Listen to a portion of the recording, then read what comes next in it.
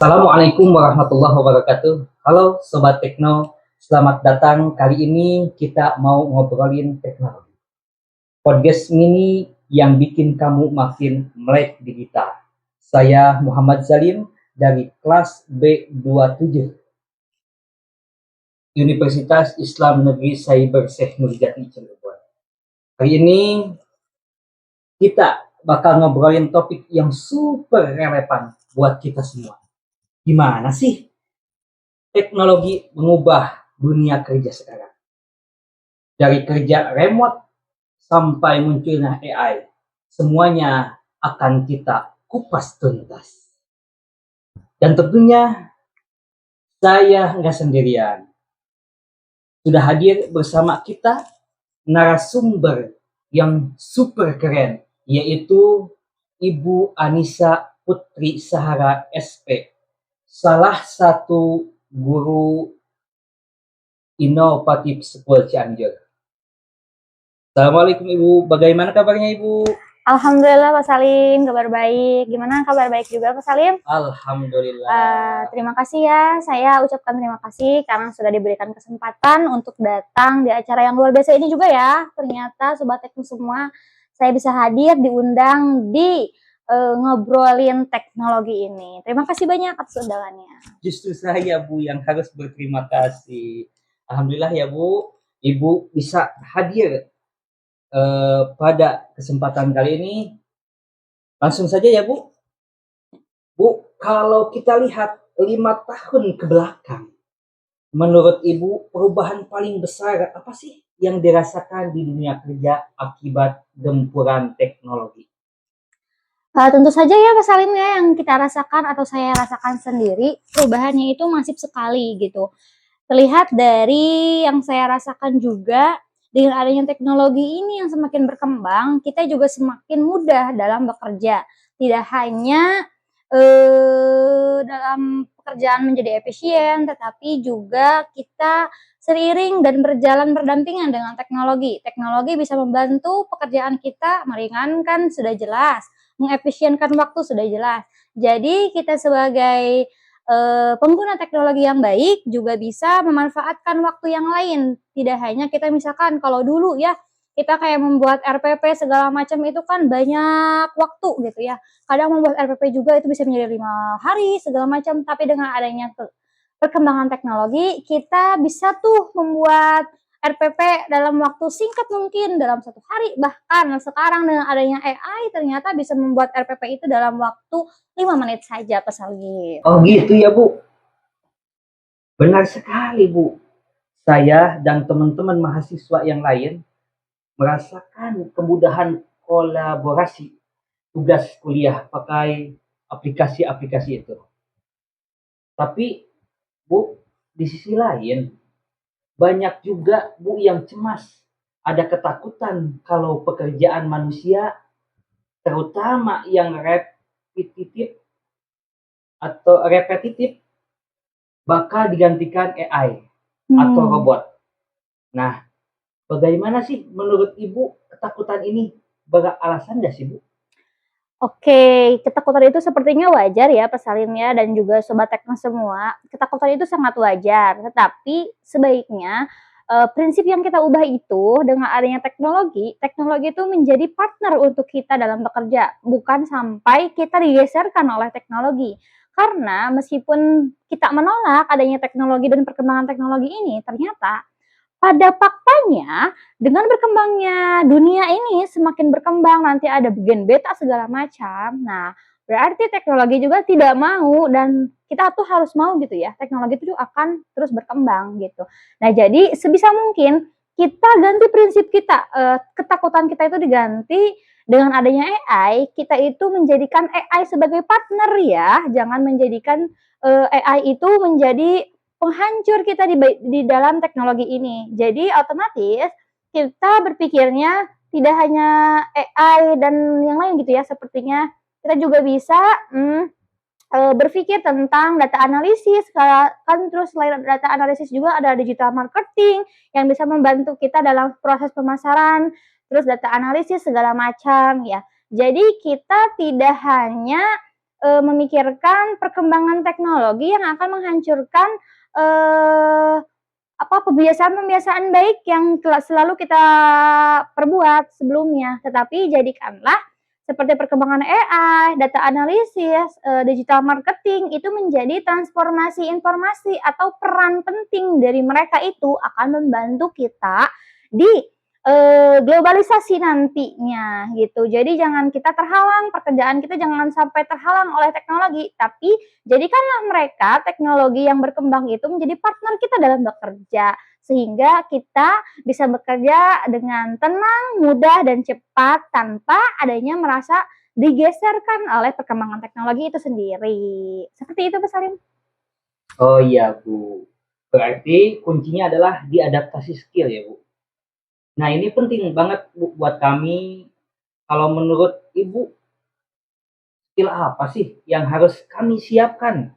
Kami para mahasiswa siapkan dari sekarang biar gak ketinggalan kereta dan bisa bersaing. Nah, tepat sekali itu. Kuncinya sih adaptasi ya, tentu sahabat teknik semua. Kuncinya itu ada di adaptasi, atau untuk skill itu saya biasanya membagi dua. Karena kan skill itu terbagi dua ya, sobat teknik semua dan Pak Salim juga. Skill itu ada hard skill dan juga soft skill. Di mana hard skill itu adalah kemampuan kita menggunakan teknologi, seperti kita bisa membuat desain-desain di Canva, di Corel Draw, misalkan kita bisa menggunakan Google Sheet dan hal sebagainya.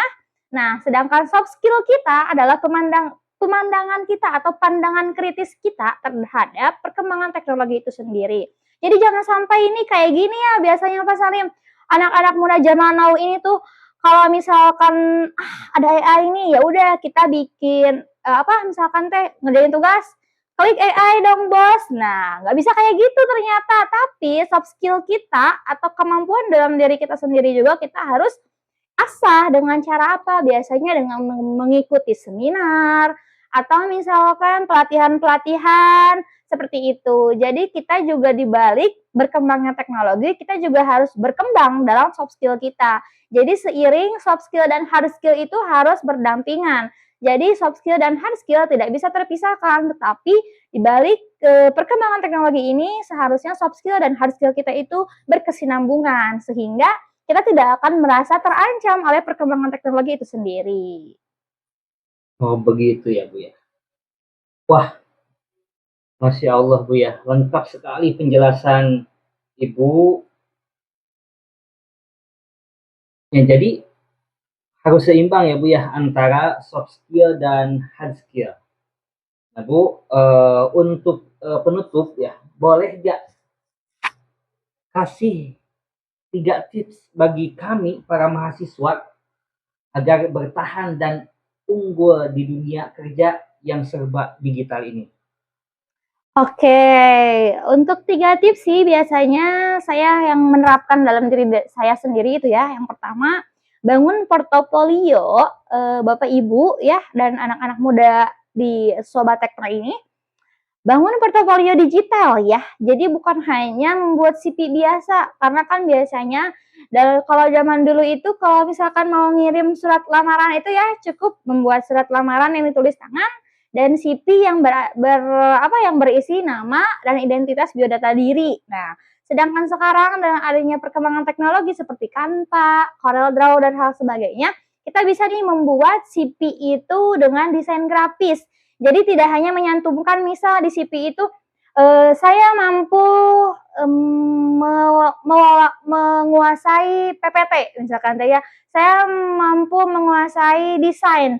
Nah, tapi tidak dijelaskan. Nah, tapi coba di portofolio CV-nya itu diperbaharui atau dirubah dengan cara menyantumkan prestasi-prestasi yang kita dapat. Misalkan, saya menguasai PowerPoint dengan misal prestasinya yang pernah saya dapat itu apa. Terus misalkan saya menguasai Excel. Nah, coba dicantumkan juga seminar apa dan hasil-hasil karya dari produk-produk digital itu sendiri. Biasanya kayak gitu. Jadi sehingga CV atau portofolio kita ketika melamar pekerjaan itu lebih menarik dibanding orang lain. Nah, yang kedua itu memanfaatkan kursus online. Karena banyak ya sekarang itu seminar-seminar kayak misalkan kita mau pintar marketing, pintar digital itu sebenarnya banyak. Nah, nanti kita yang ketiganya itu harus perluas jaringan. Nah, jadi nanti pemanfaatan kursus online ini bisa tuh memperpanjang jejaring sosial kita, jejaring networking kita. Jadi kita tidak hanya terpaku misalkan, oh udahlah kita mah cuma bisa PowerPoint aja. Jadi nanti cari pekerjaan yang cuma memanfaatkan PowerPoint aja. No way ya. Semua pekerjaan meskipun jadi guru itu Pak Salim, tapi semua kalau misalkan bisa semua, insya Allah nanti akan menjadi kepala sekolah mungkin ya Sobat Tekno. Jadi jangan sampai soft skill kita terhalang oleh perkembangan teknologi ini sendiri. Jadi manfaatkanlah itu 3 tips. 1, portofolionya harus diperbarui dengan perkembangan teknologi. Yang kedua, manfaatkan kursus online. Dan yang ketiga, perluaslah jaringan networking kita. Mungkin itu cukup sekian yang bisa saya sampaikan. Semoga membantu untuk Sobat Tekno semuanya di sini. Luar biasa. Bangun portofolio, terus belajar dan perluas jaringan. Betul. Ini 3 tips yang sangat relevan untuk kami para mahasiswa dan bisa langsung dilakukan, bisa langsung dipraktekkan. Nah, jadi Sobat Tekno, untuk pertemuan kita kali ini, podcast mini kali ini, jadi kesimpulannya ialah teknologi bukan ancaman. Betul. Tetapi teknologi itu ialah peluang besar. Yaitu syaratnya kita harus mau beradaptasi. Jadi kuncinya ialah lifelong learning, yaitu belajar seumur hidup dan terus perkuat skill digital kita. Mungkin hanya itu ya, Bu Guru, Bu Anissa Putri Sahara. Ya. Kami haturkan terima kasih karena Ibu Sama-sama. sudah berkenan menghadiri dan juga membagikan ilmunya kepada kami. Siap, terima kasih. Terima kasih juga kepada Pak Salim yang sudah mengundang saya di podcast ini ya, yang sangat luar biasa ternyata podcastnya. Dan juga saya terima kasih kepada Sobat Tekno semua yang ada di rumah yang menyaksikan podcast ini. Semoga ilmu yang saya sampaikan bisa bermanfaat untuk kita semua. Amin ya Allah ya Rabbal Alamin. Mungkin hanya itu podcast kita kali ini. Jangan lupa like, comment, and subscribe. Ila liqa. Assalamualaikum warahmatullahi wabarakatuh.